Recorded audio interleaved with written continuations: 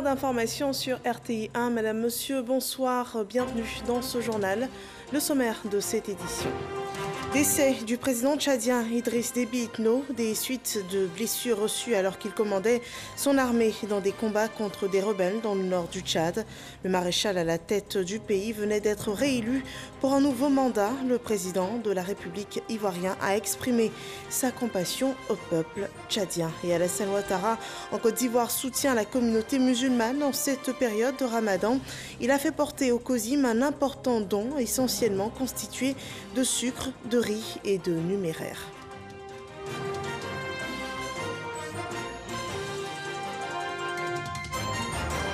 L'ouverture demain du premier séminaire du gouvernement. L'ensemble des ministres devra définir les grandes lignes du plan d'action prioritaire sectoriel suivant la vision du programme Côte d'Ivoire solidaire. Bienvenue dans ce 23h. Le président tchadien Idriss Déby Itno a été mortellement blessé lors d'affrontements avec des rebelles ce week-end. Il venait d'être réélu pour un 6e mandat selon des résultats provisoires annoncés lundi dernier. Un conseil militaire de transition de 15 généraux a pris le pouvoir ce jour pour une durée de 18 mois avant la tenue d'élections libres et démocratiques. Ce conseil est conduit par Mahama Idriss Déby, le fils du défunt président tchadien, l'exposé de Abou Sanogo. Le président du Tchad, le maréchal Idriss Déby Itno, est mort ce mardi 20 avril à 68 ans. C'est ce qu'a annoncé le porte-parole de l'armée sur la télévision nationale tchadienne au cours d'une opération militaire. Le maréchal du Tchad, président de la République, chef de l'État, chef suprême des armées, Idriss Déby Itno, vient de donner son dernier souffle en défendant l'intégrité territoriale sur le champ de bataille. Combattant et homme de terrain, il n'hésitait pas à être au premier rang des combats pour défendre son pays. Depuis des semaines, des combats avaient commencé dans le nord du pays, entre les forces tchadiennes et les rebelles du FACT, le Front pour l'alternance et la concorde au Tchad. Il aurait été blessé lors d'une opération menée contre ces rebelles du FACT. Après sa mort, l'armée a annoncé la dissolution du gouvernement et de l'Assemblée nationale ainsi que la mise en place d'une transition. Celle-ci sera dirigée pour une durée de 18 mois par un conseil militaire dont le général Mahama Idriss Déby Itno a pris la tête. À la suite des élections présidentielles du 11 avril dernier, le maréchal Idriss Déby Itno venait d'être réélu pour un 6e mandat avec 79,32% des voix, selon des résultats officiels provisoires publiés hier lundi. Il est arrivé au pouvoir en 1990 à la suite d'un coup d'État. Idriss Déby était au pouvoir depuis 30 ans. Et en soutien au peuple tchadien frappé par le deuil, le chef de l'État ivoirien exprime sa compassion par un tweet en ces termes. C'est avec consternation que j'ai appris le décès tragique de mon ami et frère, le président Idriss Déby Itno. Je salue la mémoire d'un grand patriote, un homme courageux et engagé pour la paix au Sahel. J'adresse mes condoléances les plus émues à sa famille, à ses proches ainsi qu'au peuple frère de la République du Tchad. Que son âme repose en paix. Fin de citation. En Côte d'Ivoire, le nouveau gouvernement a été annoncé avec de grands objectifs définis en ces termes, gouvernement de mission, de combat. Eh bien, pour l'atteinte de ces objectifs, il s'ouvrira dès demain le premier séminaire de travail du gouvernement. Les membres de ce gouvernement auront 3 jours pour finaliser le programme d'action prioritaire pour 2021. La contribution du secteur privé ivoirien est attendue au cours de ces échanges. Des précisions avec Alexis Ouedraogo. Le Premier ministre Patrick Achi ouvre ce mercredi un séminaire. Il porte sur l'adoption du programme de travail du gouvernement. Le 7 avril dernier, le chef de l'État donnait des consignes claires, une équipe gouvernementale efficace dans ses tâches pour améliorer de façon perceptible le quotidien des populations. Les défis sont encore nombreux pour la mise en œuvre réussie de notre ambitieux programme de développement intitulé « Une Côte d'Ivoire solidaire » qui place chaque Ivoirienne et chaque Ivoirien au cœur de l'action de l'État. C'est pourquoi nous devons aller encore plus vite pour l'amélioration du bien-être de nos concitoyens. Je vous demande donc de vous mettre au travail dès à présent et de traiter les dossiers avec célérité et diligence. Si les grandes lignes de la vision sont tracées, reste à définir dans la pratique le programme d'action prioritaire adossé au PND 2020-2025 en cette année où l'Ivoirien devrait jouir pleinement des performances enregistrées ces dernières années par le pays. Ce séminaire, dont les travaux sont prévus du 21 au 23 avril prochain, sera un grand oral des ministres qui devront présenter et défendre les actions majeures à réaliser les mois à venir. Et le chef de l'État a été très précis sur le suivi strict qui sera fait pour en garantir l'efficacité. Je vous demande, Monsieur le Premier ministre, de me produire régulièrement un document d'évaluation du travail des différents membres du gouvernement. Coopération, défense, sécurité, emploi, gouvernance. Les départements ministériels devront présenter des programmes à impact concret sur le bien-être des populations qui, elles, en attendent beaucoup. À la primature, le défunt Premier ministre Ahmed Bakayoko est immortalisé. Son portrait figure depuis ce jour dans la galerie de photos des premiers ministres de Côte d'Ivoire. Ahmed Bakayoko, on le rappelle, aura dirigé le gouvernement ivoirien du 30 juillet 2020 au 10 mars 2021. Cette cérémonie en sa mémoire fut conduite par l'actuel Premier ministre, chef du gouvernement, Patrick Achi. Au Conseil économique, social, environnemental et culturel, la reprise est effective depuis la prise de fonction officielle du président Eugène Akaawele. Les conseillers de cette assemblée se sont accordés sur une seule vision, le bien-être des Ivoiriens. On voit cela avec Éric Corret. Il est désormais aux commandes du Conseil économique, social, environnemental et culturel. Nommé le 6 avril dernier, Akaawele, le nouveau président de cette institution, se dit prêt à assurer ses nouvelles fonctions avec engagement. Il a fait savoir lors de son premier discours tenu devant l'ensemble des conseillers économiques, sociaux, environnementaux et culturels. L'ancien ministre de la Santé a présenté sa vision, non sans rendre hommage à ses prédécesseurs. En jetant un regard rétrospectif sur notre chambre consultative, il apparaît nécessaire, il apparaît clairement que celle-ci a bénéficié des compétences et des qualités de nombreux Ivoiriens et Ivoiriennes. Ceux-ci ont en effet su apporter leurs précieuses contributions en formulant des avis utiles et pertinents qui ont appuyé l'action du gouvernement dans sa quête sans relâche de progrès pour notre nation et de bien-être pour ces braves populations. Ces braves populations sont devenues de plus en plus exigeantes et Akaawele en est conscient. C'est pourquoi il demande la contribution de tous les conseillers pour atteindre ces objectifs. C'est dans la concorde et avec la participation effective de tous que nous parviendrons à apporter notre pierre à l'édifice national. Les questions environnementales avec l'érosion côtière et le réchauffement climatique, de même que la déforestation, les préoccupations du milieu agricole afin d'améliorer le pouvoir d'achat des agriculteurs et de permettre une diversification de leur production, l'amélioration de l'outil de travail des paysans, mécanisation de l'agriculture et la sécurisation des terres agricoles. Des idées partagées par l'ensemble des conseillers. Tout ce qui a été dénoncé, et nous pensons que, comme il a indiqué lui-même, que c'est vraiment la continuité.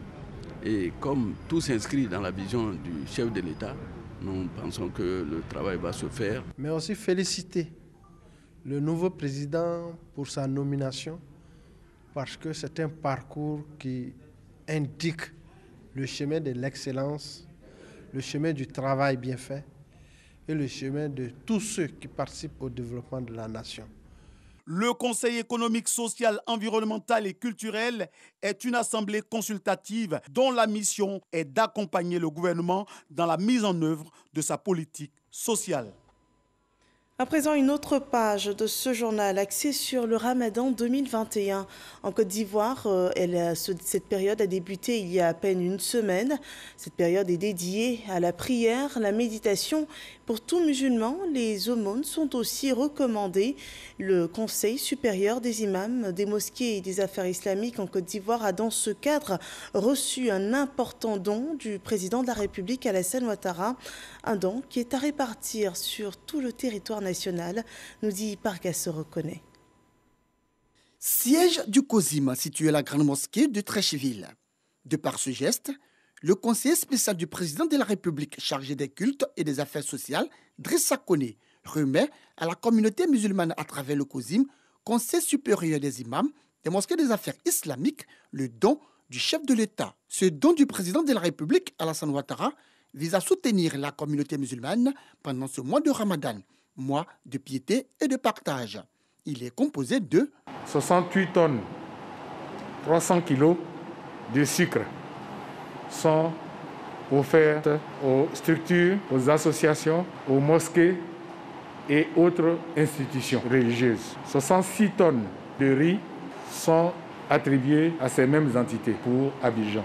Pour l'intérieur du pays, 345 tonnes 200 kilos qui sont offertes et 339 tonnes de riz qui sont attribuées à ces mêmes entités. En espèces, c'est la somme de 1,5 million que je vais solennellement remettre au cheikh Ali Ouattara. Koné Drissa, profitant de l'occasion, a exhorté les hommes de Dieu et les fidèles à multiplier prières et adorations pour la paix, la stabilité et le développement de la Côte d'Ivoire. Le message de l'émissaire du chef de l'État, bien perçu par les responsables du COSIM qui ont tenu à traduire toute leur gratitude au président de la République. Ce que le président a fait, ce n'est pas seulement pour le COSIM, mais plus de 300 tonnes de riz et de sucre seront distribuées à travers toute la Côte d'Ivoire. Merci à M. le Président de la République. Que la sérénité, la cohésion, l'entente se répandent sur la Côte d'Ivoire. Prière pour le chef de l'État Alassane Ouattara et pour son gouvernement. Prière pour les filles et fils de la Côte d'Ivoire. Louanges, invocations et bénédictions. Des temps forts qui ont également meublé cette cérémonie de remise officielle du don du président de la République à la communauté musulmane de Côte d'Ivoire. Un autre don en provenance cette fois de l'Arabie Saoudite, du Royaume d'Arabie Saoudite, en soutien à la communauté musulmane de Côte d'Ivoire dans ce temps de pénitence. Un don de 75 tonnes de dattes, une cargaison offerte à la communauté musulmane, un geste du roi saoudien reçu par la ministre d'État, ministre des Affaires étrangères, Kandia Camara. Témoin de cette cérémonie, Michel Digré, il nous raconte tout, on regarde. Fruits aux multiples vertus nutritionnelles, les dattes constituent une prescription du prophète Mahomet et sont qualifiées de fruits du paradis. Le roi d'Arabie Saoudite, Salman Ben Abdelaziz, offre 75 tonnes de dattes aux musulmans de Côte d'Ivoire en cette période de carême. C'est l'ambassadeur saoudien accrédité en Côte d'Ivoire qui a remis ce don au ministre d'État, ministre des Affaires étrangères. Kandia Camara rappelle la qualité des relations diplomatiques entre les deux pays. L'engagement constant du gouvernement saoudien aux côtés du peuple ivoirien s'exprime à des degrés divers, notamment sur le plan religieux, avec l'augmentation significative du quota des Ivoiriens candidats au pèlerinage à la Mecque, dont le nombre est passé de 9 000 en 2019 à 10 000 en 2020 d'une part, et à l'admission de la Côte d'Ivoire sur la liste très restreinte des pays éligibles à l'initiative du programme Route de la Mecque pour faciliter les conditions d'accomplissement du 5e pilier de l'islam pour nos compatriotes. D'autre part, sur le plan économique, l'appui du Fonds saoudien de développement a permis la réalisation de plusieurs projets d'infrastructures socio-économiques en Côte d'Ivoire. La Côte d'Ivoire et le Royaume d'Arabie Saoudite sont résolument engagés sur la voie de la diversification de leur coopération économique et politique. En témoigne l'accord 4 signé entre les deux pays le 5 février dernier à Abidjan. Cette tradition de l'aumône durant le mois de Ramadan est aussi perpétrée dans la région du Sud Comoé. Au nom de la communauté musulmane de cette région, les imams ont réceptionné 30 tonnes de riz, 20 tonnes de sucre et 11 millions de francs CFA, un don du président du conseil régional, Eugène Akaawele. Nous en parlons avec Mamadou Kouassi. Ces cartons de sucre et ces sacs de riz constituent un échantillon de 30 tonnes de riz et de 20 tonnes de sucre destiné à la communauté musulmane du Sud Comoé. Un don des cadres de cette région pour accompagner les fidèles musulmans à accomplir dans de meilleures conditions le Ramadan, quatrième pilier de l'islam. C'est de soutenir la communauté musulmane du Sud Comoé qui, dans ce mois béni, observe le Ramadan. Une période propice à la méditation, à la prière et aux bénédictions. Bénédiction au président de la République, bénédiction à l'ensemble de la Côte d'Ivoire pour la cohésion et la paix. En plus de vivres, la somme de 11 millions de francs CFA a été remise aux imams des 4 départements du Sud Comoé. De quoi encourager les guides religieux à poursuivre les invocations quotidiennes. Nous allons, Inch'Allah, partager, non seulement entre les fidèles musulmans, et les imams aussi vont profiter. C'est un don qui vient à un moment de pénitence, un moment de bénédiction, un moment de prière et un moment aussi de reconnaissance à Dieu le Tout-Puissant. Cette cérémonie de remise des vivres aux musulmans a été l'occasion pour ces populations de traduire également au président Alassane Ouattara la reconnaissance de toute une région pour les actions de développement, mais aussi pour la promotion de ses cadres. Le ministre d'État, Kobeno Kwasi Adjoumani, et Dr Eugène Akaawele, président du CESEC, Conseil économique, social, environnemental et culturel, par ailleurs président de la région du Sud Comoé, se sont réjouis de la volonté des guides religieux à œuvrer davantage pour la cohésion et la paix en Côte d'Ivoire. Ce rassemblement de ce soir est l'expression de notre reconnaissance envers le président de la République, reconnaissance pour les actes qu'il pose dans le Sud Comoé et pour la distinction qui vient d'être faite à notre frère Akaawele. Je vous demande de beaucoup prier pour le président de la République. Il s'agit donc pour nous de permettre à la communauté musulmane de se mettre à l'abri des soucis matériels afin de se consacrer particulièrement à la prière et aux jeûnes, gage de la réussite de leur rôle d'intercession pour la Côte d'Ivoire et tous ceux qui ont autorité et influence. Chers imams, je puis vous assurer que vos prières nous sont nécessaires. Nous sont nécessaires afin de réussir les missions à nous confier à tous les niveaux. Cette cérémonie de remise des vivres à la communauté musulmane du Sud Comoé pendant le Ramadan est à sa 3e édition. Elle est une initiative d'Ibrahim Magassa, cadre de Grand Bassam. La première partie de cette rencontre a été une séance de lecture intégrale à plusieurs reprises par l'ensemble des imams du Sud Comoé, réunis à la grande mosquée de Grand Bassam. Une séance de lecture suivie de bénédictions faite par le Cheikh Adiatou Sanogo pour accompagner les initiatives de paix et de développement menées par le président de la République Alassane Ouattara et par son gouvernement. Un tout autre sujet. À présent, les ministres sont à la tâche pour le développement des institutions sous leur tutelle. La ministre Anne-Désirée Ouloto visitait ce jour dans ce cadre l'École nationale d'administration à la tête du ministère de la fonction publique et de la modernisation de l'administration. Elle a souhaité s'informer des besoins de cet établissement et dans ce centre de formation de l'élite ivoirienne. La nouvelle vision de l'administration publique a été annoncée. Jean-Marc Djadji. La nouvelle ministre de la fonction publique et de la modernisation de l'administration, Anne Ouloto, accueillie par la directrice de l'École nationale d'administration, Salamata Traoré. Première étape, la visite des infrastructures de cette école de formation de l'élite ivoirienne. La cantine, les salles de classe, les amphithéâtres et l'infirmerie, tous sont passés au peigne fin par la ministre et son secrétaire d'État, Brice Kwasi. Cette incursion est l'occasion pour ces autorités gouvernementales de s'entretenir avec la direction de l'ENA et de s'informer sur l'évolution de cette école d'excellence creusée de l'administration ivoirienne. Après ces échanges, la ministre Anne Ouloto a orienté les cadres de la fonction publique sur les grandes lignes de son programme lors d'une rencontre solennelle. Je pense à ce propos singulièrement à la production des arrêtés d'admission aux concours administratifs, aux arrêtés de reclassement, à la mise en formation des personnes déclarées admises au concours, de leur affectation et de leur premier mandatement. J'inscris à ce registre la problématique de l'admission à la retraite, pour laquelle j'appelle à une réflexion approfondie. Fonctionnaires et agents de l'État ont été invités à assumer leurs obligations. J'attends beaucoup de vous. Votre loyauté à l'État, votre disponibilité et votre dignité dans l'exercice de vos fonctions. De même que la recherche permanente de l'efficacité et de la performance ne doivent jamais être prises à défaut. La ministre de la fonction publique, Anne Oulouto, est à sa première sortie après sa nomination le 6 avril 2021 à la tête de ce département ministériel.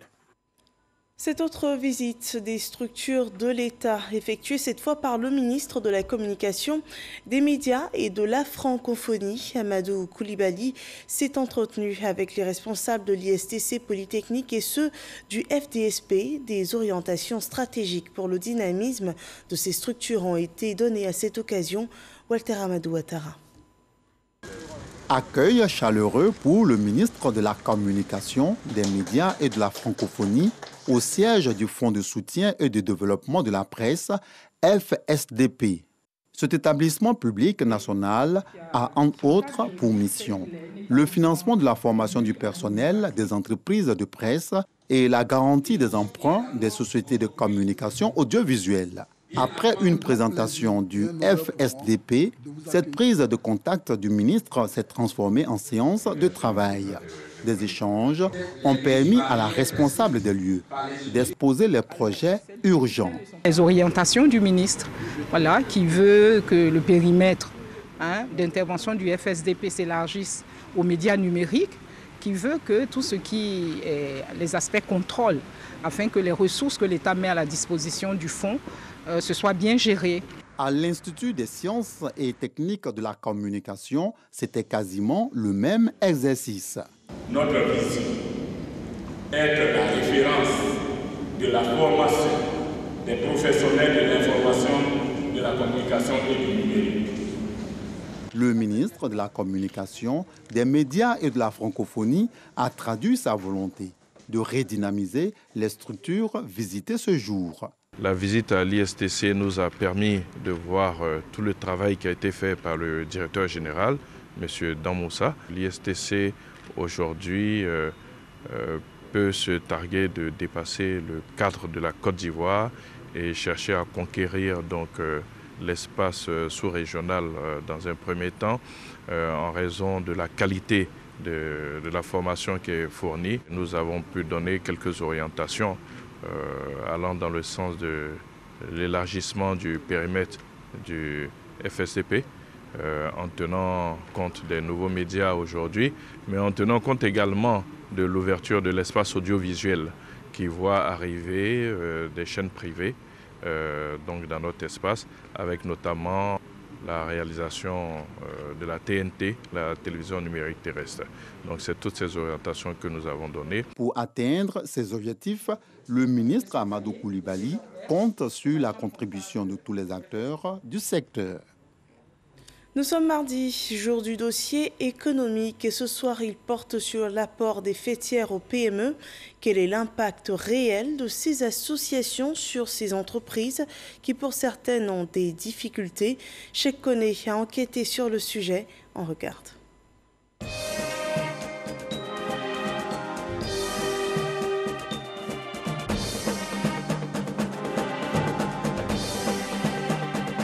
Derrière la façade de cette fabrique de 400 mètres carrés se trouve une petite et moyenne entreprise, celle d'Alimata Koulibaly, spécialisée dans l'agro-transformation.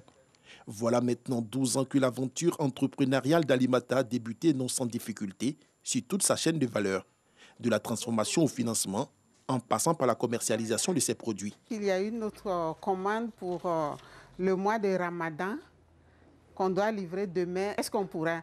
Non, demain, c'est pas sûr. C'est pas sûr. Face aux obstacles de démarrage, elle choisit de s'affilier à une fêtière de PME. Il y a de cela 10 ans, l'agrotransformation n'était pas aussi vulgarisée comme on le voit aujourd'hui.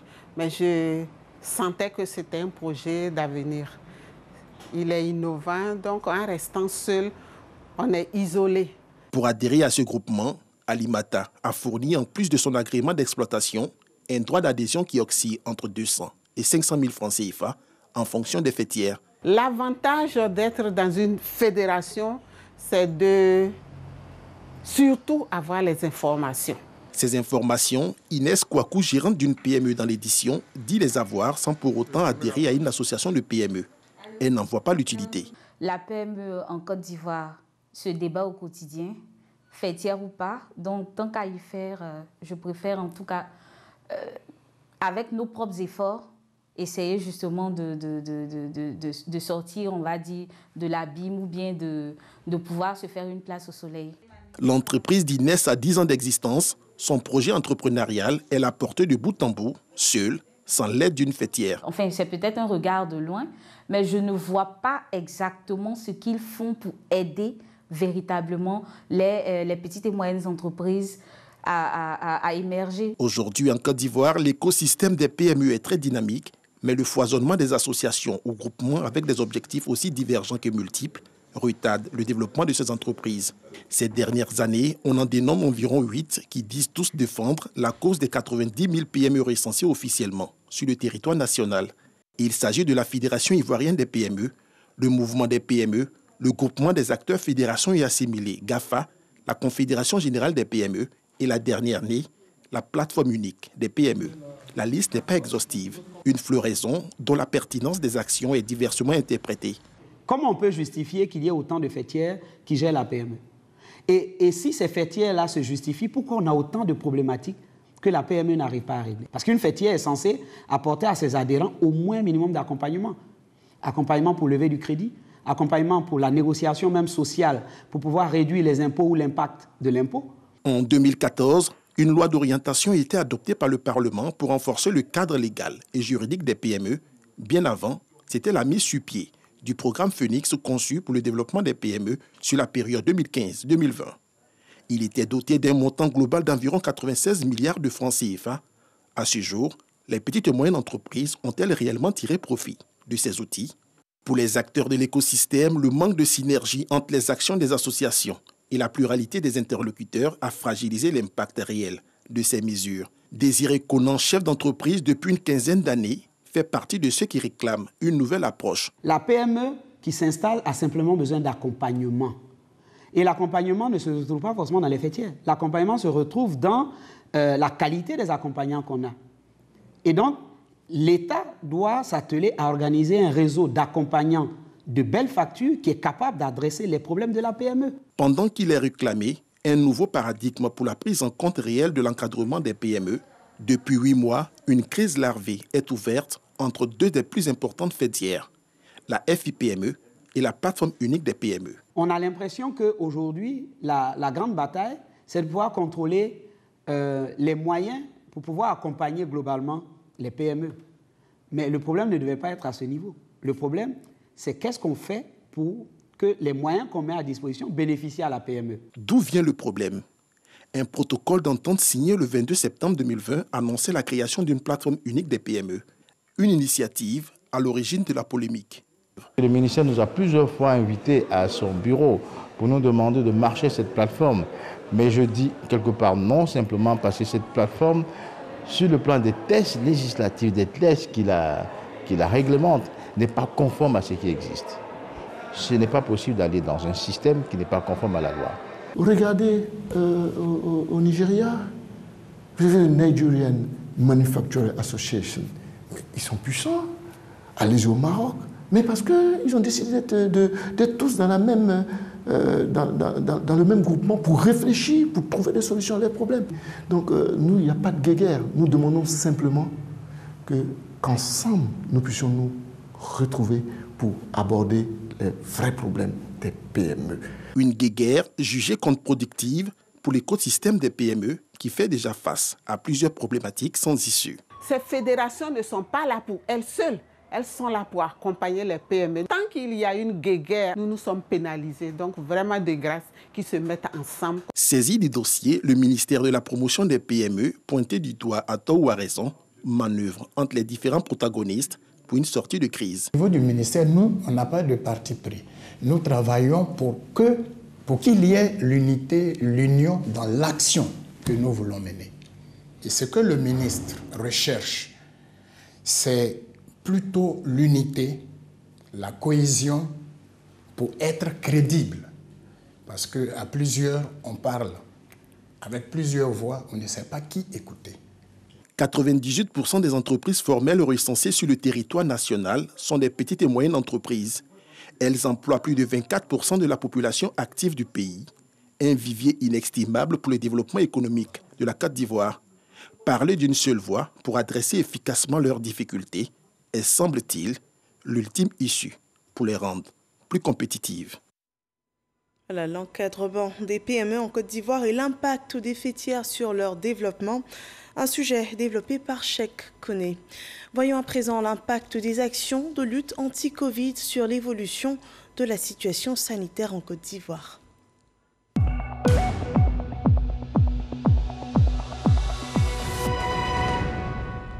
Ce mardi 20 avril 2021, 44 nouveaux cas de Covid-19 sur 1767 échantillons prélevés ont été déclarés positifs. 38 nouveaux cas de guérison sont annoncés et malheureusement enregistré un nouveau cas de décès.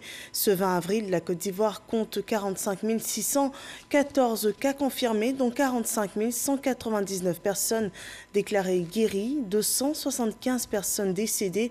Il reste encore 140 cas actifs et notez qu'un total de 100 316 personnes ont été vaccinées contre la Covid-19 dans notre pays. Dans l'actualité ivoirienne, cette arrestation du présumé meurtrier ivoirien d'une jeune dame à Cocody en Gré 9e tranche. Il vient d'être interpellé par la police criminelle. Sa victime a été agressée physiquement et abandonnée dans une résidence meublée à Angré 9e tranche. Il avait appâté sa victime, comme toutes les autres d'ailleurs, via les réseaux sociaux. Il a donc été appréhendé. Sa spécialité, le viol, le présumé meurtrier est un récidiviste. C'est la fin de cette édition. Merci de nous avoir suivis. Retour de l'information demain à 6h30 sur RTI1 et ce sera avec Régis Kofi. Excellente fin de soirée chez vous.